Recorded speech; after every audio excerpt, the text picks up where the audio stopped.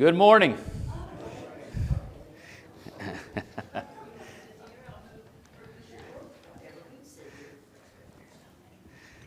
All right.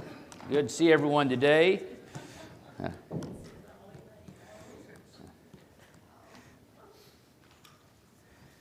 People ask me, a gavel. The judge has a gavel.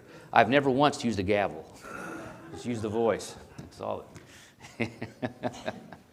Kevin, can you lead us in a word of prayer before we get started?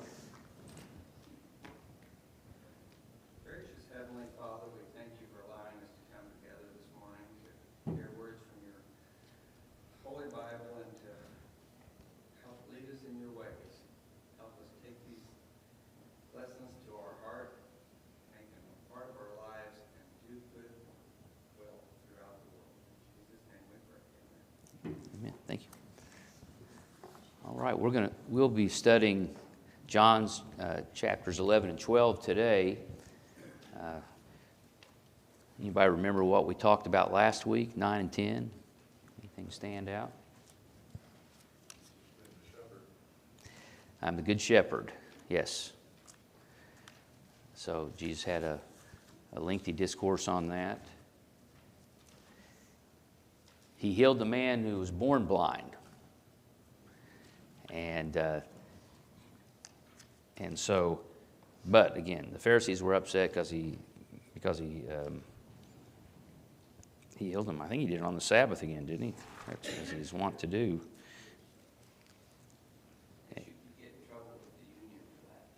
Yeah, well, the union of Pharisees, without a doubt. And this was also. They asked the parents, and they will ask him. He's of age. Who healed him, and they were afraid they'd get kicked out of the synagogue. And then finally, they came back to the man who was born blind, and he said, "What? Do you want to believe in him too?" And and then they kicked him out of the synagogue. So so he lost. He lost. Religious, social. Maybe family connections, and so, he paid the price because of his belief in Jesus. Jews picked up stones to stone Jesus again after he talked about he and the Father were one. And anyway, then at the very end of chapter 10, he went away again across the Jordan to the place, it says, where John had been baptizing, and there he remained. And many were believing in him at this point, of course. So, picking up with chapter 11, we'll start out. Greg, you want to read a few verses?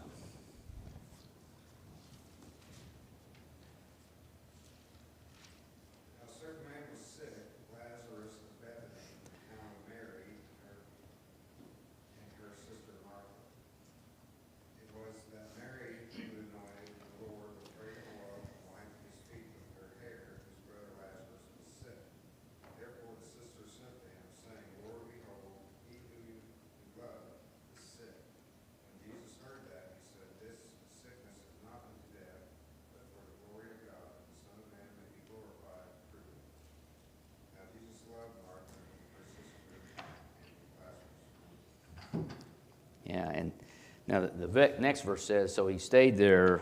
When he heard that Lazarus was ill, he stayed 2 days longer in the place where he was. Then after this, he said to his disciples, let us go to Judea again. So Jesus is close to Martha, Mary, Lazarus. He's there in Bethany. Any idea how close that is to Jerusalem? Just a couple miles outside of Jerusalem. And Jesus had been, he's waiting for the right time to go back to Jerusalem because that's, his life was in danger. And of course, basically the next week, that's when he would be crucified. But he, just being in Bethany, he was putting himself at danger, when he went there to some extent. It's interesting. He heard that Lazarus was ill. We know that he was close to Lazarus, but he stuck around a couple days longer. Wonder why he did that.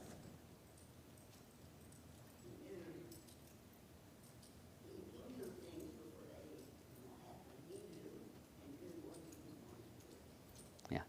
And where he was to Bethany was a distance. I'm thinking like a day or so. We're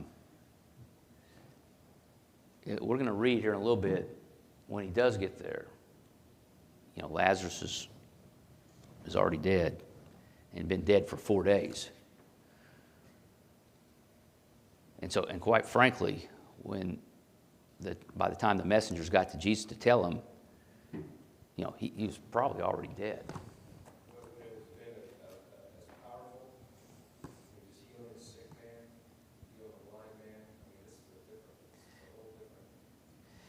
It is.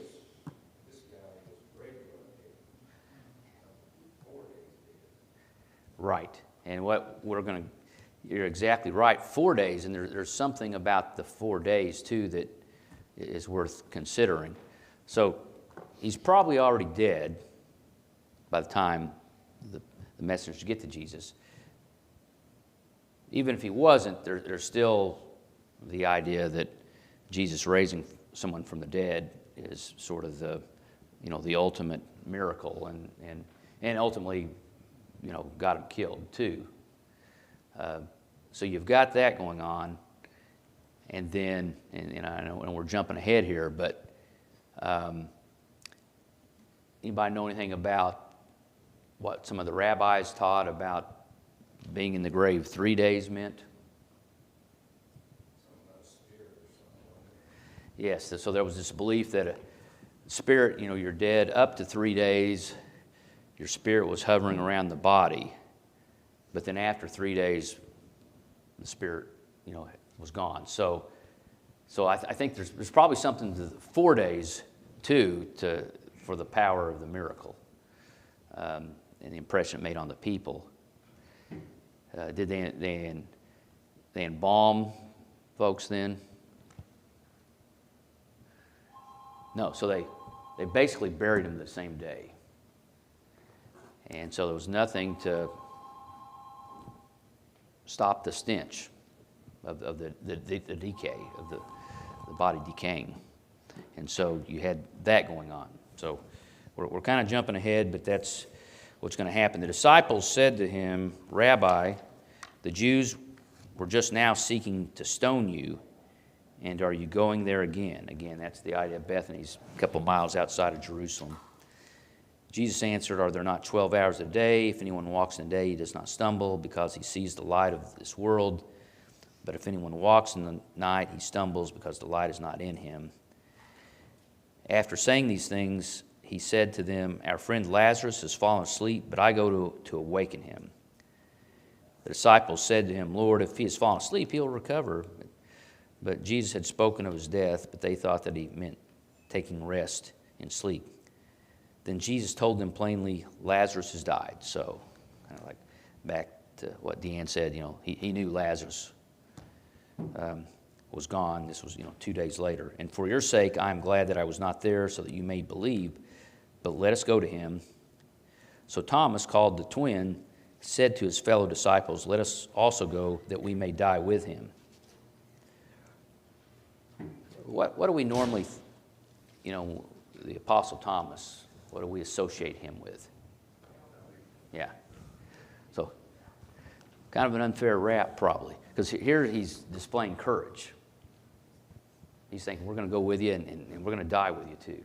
So. Why did he say that? That we may die with him? I didn't understand that. Well, they're his disciples. They're after Jesus. I think he's probably thinking there's a good chance if they go after Jesus, they'll go after us. So that's my guess on that. So let's pick up with verse 17. Kent, you want to read a few verses?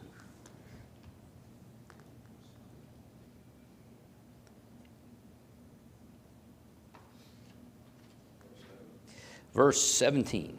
We've kind of skipped down there. When Jesus arrived, he found Lazarus had already been in 4 days. Bethany was near Jerusalem, less than 2 miles away.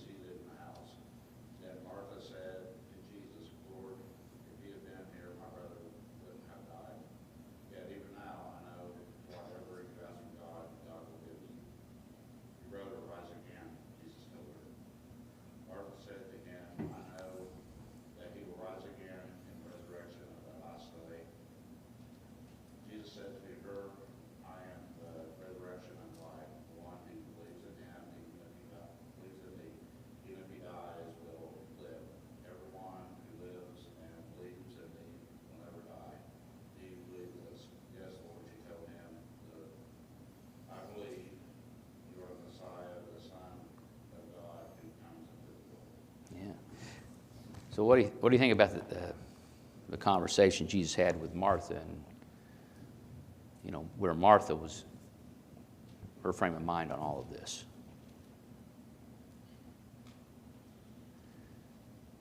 Well, if he'd been there, he would have died in the first place. Yeah. I don't think you think she was mad at Jesus, or could be, or could be, yeah. But she had a lot of faith in Jesus. I mean, she knew he could do miracles, and maybe not at this point. Although they have this discussion about the resurrection, you can do anything you say. Any other observations? I guess she wondered why it didn't come out. Yeah. She said, if you'd been here, my brother wouldn't have done. But then she went on to say, but I know whatever you ask is Yeah. be done. But and I think she had a lot of faith in him that he could have kept him from dying. But I don't know where Jesus was, and when she sent the messenger, he may have died anyway. I mean, practically speaking, logistically speaking, Jesus, even if he would have left right when the messengers told him, we don't know that he would have, because he said he waited around 2 days, but he's been in the ground 4 days. So, maybe she's, gee, if you were here, you'd have saved, or it may have been, I wish you would have been around, I know you could have saved him, type thing, instead of being mad, possibly. But she's got this faith, and they talk about the resurrection. Yes? He says it's for the glory of God, though, that God made people right through it. I think they would have made more believers of it, and later heard nobody complain about, well, he wasn't really dead. Yeah. Yeah, well, there's no doubt it's going to make more of an impact, and the fact that he's been, in the ground for 4 days. No one can question the fact that he's dead. I mean, that Jesus has raised him. But whatever if she thought he could raise him from the dead or not, they do have this discussion about the resurrection. And she believes in the resurrection of people, and unlike the Sadducees, Jesus said, well, you believe me, I am the resurrection. And then she says, yes, Lord, I believe that you are the Christ, the Son of God, who's coming into the world. Picking up with verse, it's 28, what I've got here. Let's see, Suzanne, you want to read a few verses? Uh-huh. And after she had said this, she went back and called her sister Mary aside. The teacher is here, she said, and is asking for you. When Mary heard this, she got up quickly and went to him. Now Jesus had not yet entered the village, but was still at the place where Martha had met him. When the Jews, comforting her, noticed how quickly she got up and went out, they followed her, supposing she was going to the tomb to mourn there. Yeah. So it says people were there, and why do you think people were there? Just like today, right? So someone's died, and so family and friends come to comfort the family. And that's what it says, when the Jews who were with her in the house. So sometimes in John says the Jews, it means, the leadership. And sometimes it's more broad, like here. It's not, there might be some of the Jewish leaders there, but it's more broad, just people who are Jews who are with her.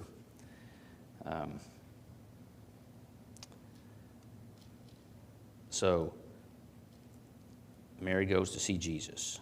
And saw him, she fell at his feet, saying to him, Lord, if you'd been here, my brother would not have died.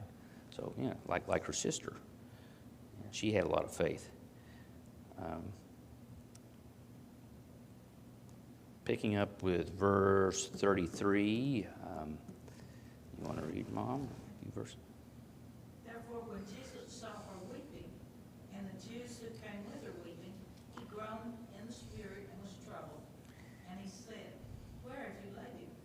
They said to him, Lord, come and see. Jesus wept.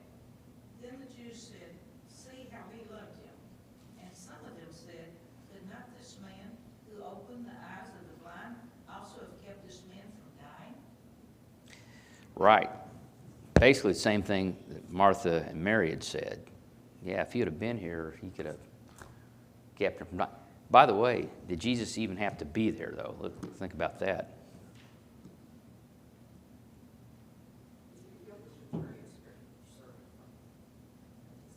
Right.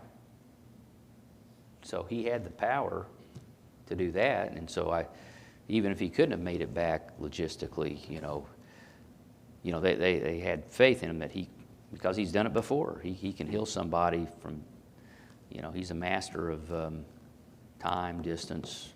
He doesn't have to be there. And Yes. we think about, we know Jesus was real close to his apostles and some of the disciples, and he was a real close personal friend to Mary, Martha, and Lazarus. They were real close personal too. Right. Well, they realized that he was the Son of God, and he was a real close personal friend. Well, and I don't know, I'm trying to think if I'm looking back here. Lazarus at some point is referred to as, there's a reference to the one who Jesus loved. And we think of the Apostle John that way, but there is a reference where they had this love for each other. So they were very close. And Mary and Martha and of course they were close. Jesus had, obviously there are several instances in the Bible, not all in John, and some are in, the Matthew, Mark, and Luke, where Jesus is with them. Well, what do we think about what's the story we think about with Mary and Martha usually? Yeah. Martha's, and they're serving, and Martha's the older sister, and she's a very good host, and Mary's sitting at Jesus' feet, and Martha gets on her, hey, why don't you help me out? And Jesus said, no, she's, hey, you're doing great, Martha, but, Mary's chosen wisely to listen to me. So, but you're right. They are very close, and Jesus is close to Lazarus as well, and so he wept. So, Jesus knew he was going to raise him from the dead. Yet, he wept. What does that tell us? He had empathy for the sisters, for what everybody was going through.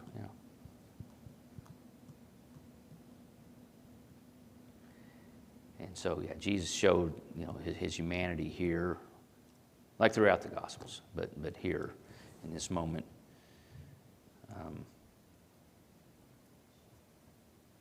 Seems like there's some parallelism between Lazarus and his death. Yeah, what are those parallels? God loved Jesus very much. It was his son.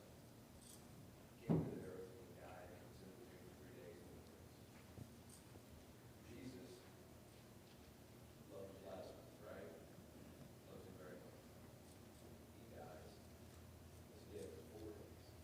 And he raises him. I don't know if there's any, just seems coincidental parallels. I don't know.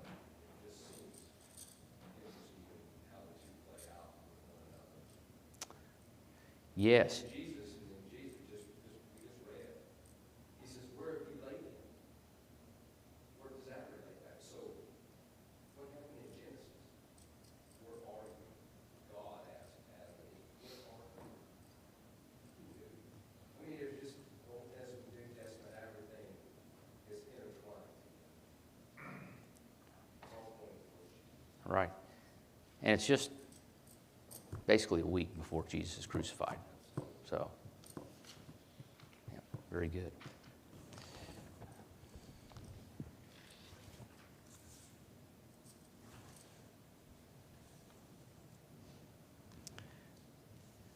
So Jesus is deeply moved. we see, picking up in verse 38.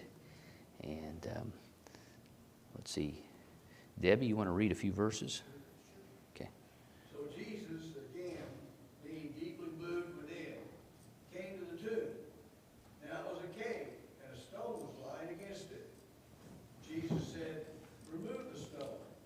Martha, the sister of the deceased, said to him, "Lord, by this time there will be a stench, for he has been dead 4 days." Jesus said to her, "Did I not say to you that if you believe, you will see the glory of God?" So they removed the stone. Then Jesus raised his eyes and said, "Father, I thank you that you have heard me. I knew that you always hear me, but because of the people standing around, I said it, so that they may believe that you sent me." When he had said these things, he cried out with a loud voice, "Lazarus, come forth." The man who had died came forth, bound hand and foot with wrappings, and his face was wrapped around with his cloth. Jesus said to them, "Unbind him and let him go." Yeah, thank you.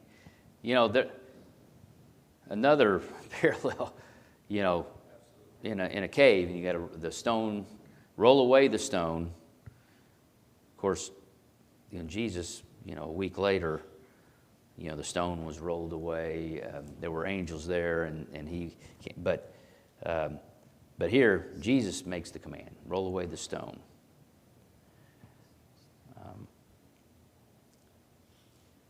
And wow, can you imagine? I mean, no, I mean we can't imagine that. But you know, somebody dead 4 days walking out. Then, yeah. Well, to include with that, we're talking about the interaction between the Marys and Martha and Jesus and Lazarus. I think these two were also at the crucifixion cross, where Mary and Martha interact also again with Jesus. Yes, There's this parallel. I think so. I don't remember the, you know, Tomb, they were there at the tomb and went to see. yeah, and that would make sense. You know, I mean they're very close.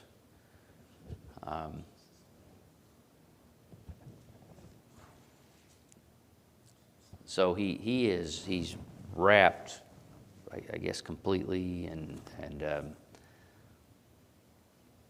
he shuffles out, you know, and then so he needs help. So Jesus says, "Unbind him." And what you know, think about it, his body's been decaying, so you know that aspect of the miracle too, where obviously they unbind him. You know, he's. I mean, it doesn't say, but you know, his body, you know, his body's restored. So I wonder if he had to be specific. He said Lazarus rise, because we know that most people weren't wealthy, right? Multiple people were sharing the tomb. So if Jesus would have said rise, I mean, how many people would have possibly risen at one time? But he was specific and said Lazarus rise. Yeah, good point. Yeah, Jesus had the authority that people, you know, such great authority that people, there's been this belief that others who heard his voice, if he didn't specify Lazarus, could have risen from the dead. So that's what, you know, one of the commentators I read today, said that as well. So what's going to be the reaction of the people to this, do you think? Well, part of them believe, part of them want to see him punished. Exactly. You know, it says, picking up in, I think it's verse 45, many of the Jews therefore, you know, came to a belief, you know, and that was the whole idea. It would be kind of scary. Well, yeah, it would make a, you know, it would make an impression on you for life, and you know, and it did, and so, but some of them, not all of them believed. Some of them went to the Pharisees and told them what Jesus had done. They were reporting, tattling, whatever,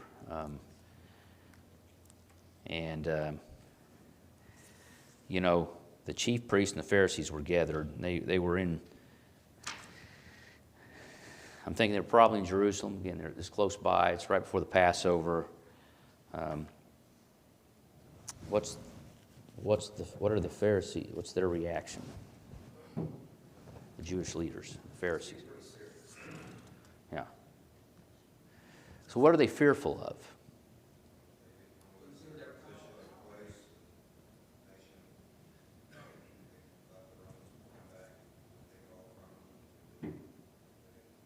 Yeah. They had this arrangement with the Romans. So they kind of took care of things, made sure folks didn't get too out of hand. They kept their power. Yeah, and that's what they say. If what are we to do? For this man performs many signs. If we let him go on like this, everyone will believe in him.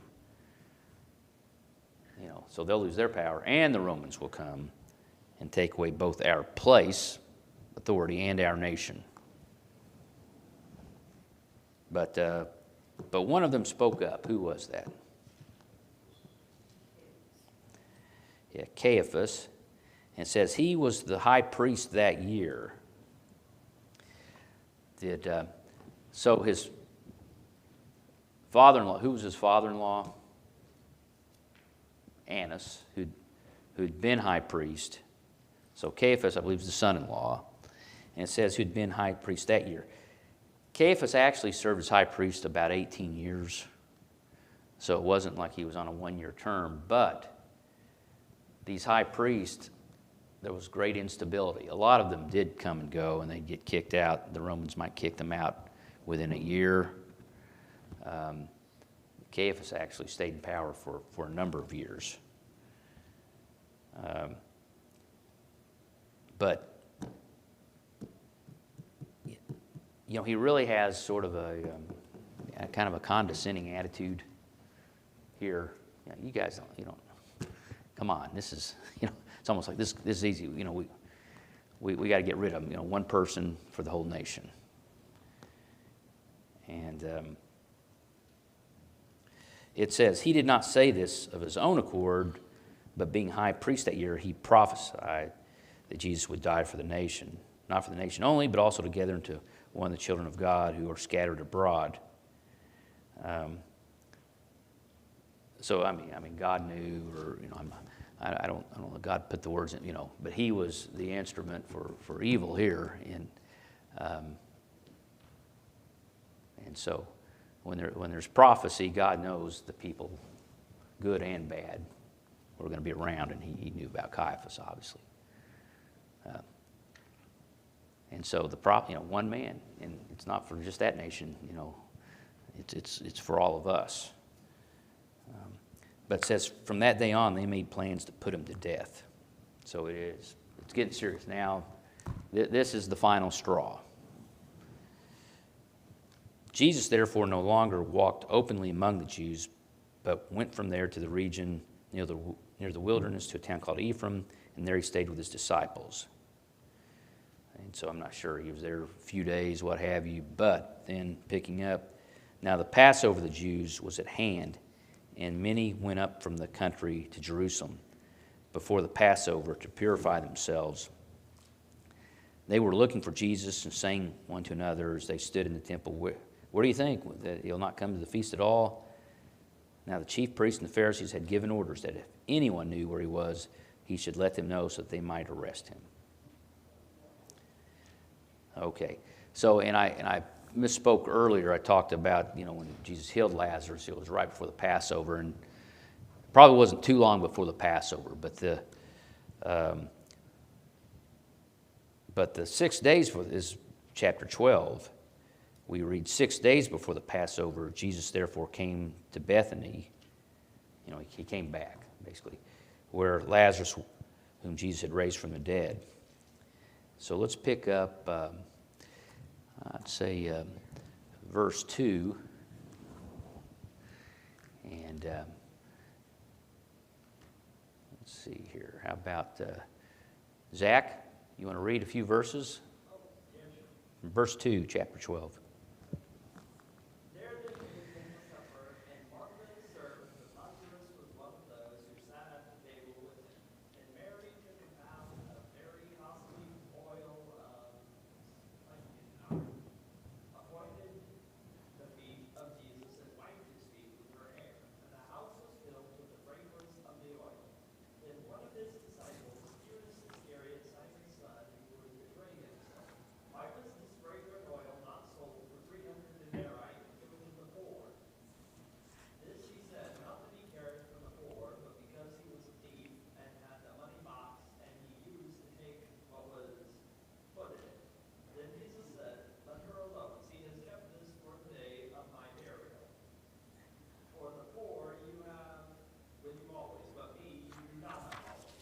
Okay, thank you. So we read, Mary, here, the sister Mary, anoints his feet with oil. There's references in, I think, Matthew and Luke to a dinner at. There are a couple of times when Jesus is anointed with oil, and they're not all the same time, but there are references in, I think, Matthew and Luke where this might be the same time. This particular instance where Mary, sister of Martha, anoints Jesus' feet with oil. And anyway, what's she showing Jesus? And everyone else around, for that matter. Humility, yeah. Yeah. Yeah, the feet, the lowliest, right? Humility, servant, attitude, love. And Mary and Martha, they've got a little money, and they have the tomb, for example, and so we know they've prepared this, or they've hosted this dinner of some sort. They've provided it. But Judas, he's, John makes a comment, 60 years later, what have you. Well, Judas was a thief, and and of course John's inspired, but that no, he was just interested. He wasn't interested in the poor. He was interested in his cut. So yeah. My version uses the word pilfer. I kind of like that word pilfer. He secretly stole. Yeah, he's skimming off the top. He's doing something, and yeah. So anyway, and we'll go on here as we close out this morning. There's a plot. Yes. That mention, that little side note right there, speaks to Judas's motivation for money, which obviously comes into play later that week when he goes to the chief priest and says, "What will you give me if I turn Jesus over to you?" He wasn't going to do it just for nothing. Right. Yeah, it's all part of who Judas is and what motivates him is the greed. You would have thought that all the Jewish leaders and all those who would have came to Judas and asked, "Will you betray?" No, Judas would have sought them out. Not the other way around. Yeah, that's very telling, isn't it? He's crooked as the dog's hind leg from the very beginning. Yeah, you're right. It wasn't that they sought him. Yeah, that's a very good point. Yes. So there's a plot here, to kill Lazarus too, the next few verses, because, hey, let's get rid of the evidence. People are believing Jesus because he raised a man from the dead. Well, if we get rid of Lazarus, then, maybe that'll shake the people's faith. The next day, what a lot of people in the religious world call, it's on Sunday, Palm Sunday. It's the week before, the next weekend Jesus crucified. And they call it that because of the palms were laid down. And Jesus rides into Jerusalem. Does he ride in on a horse? Which would you think war? Yeah, a donkey. And so that represents, that's a humility, right? So he's coming in, he's being praised, Hosanna, blessed be the one who comes in the name of the Lord, even the King of Israel, yet he rides in on a donkey. So what the Jews, the Pharisees are fearing is coming to fruition. At this moment, the people are all, I'm not going to say they're all, but a lot of people are behind Jesus. They're supporting him. They're caught up in the moment, and but that's going to dissipate, unfortunately, as we'll see.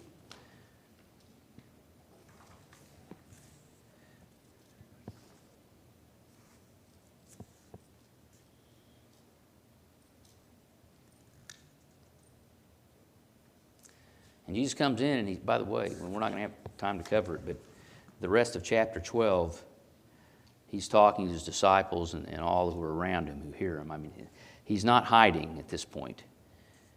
And he talks about that he, whoever believes, this is later in the chapter, whoever believes in me believes not in me, but in him who sent me, and whoever sees me sees him who sent me. I've come in the world as a light. Whoever believes in me may not remain in darkness. If anyone hears my words and does not keep them, I do not judge him, but I did not come into the world to judge, but to save the world. The one who rejects me, basically, he's judged by the word that I've spoken. And I've not spoken on my own authority, but by the Father who sent me. He himself has given the commandment what to say and what to speak. And I know that as a commandment is eternal life. What I say, therefore, I say as the Father has told me. So what we'll do the next few chapters is when Jesus is just talking to his apostles, his disciples. And so we'll pick up with chapter 13 next Sunday, and we might go 3 chapters or something, because I want to try to get everything in before the end of July. But I think 13 through 17, Jesus is just talking to his disciples. All right. Any other comments? Okay. Thank you.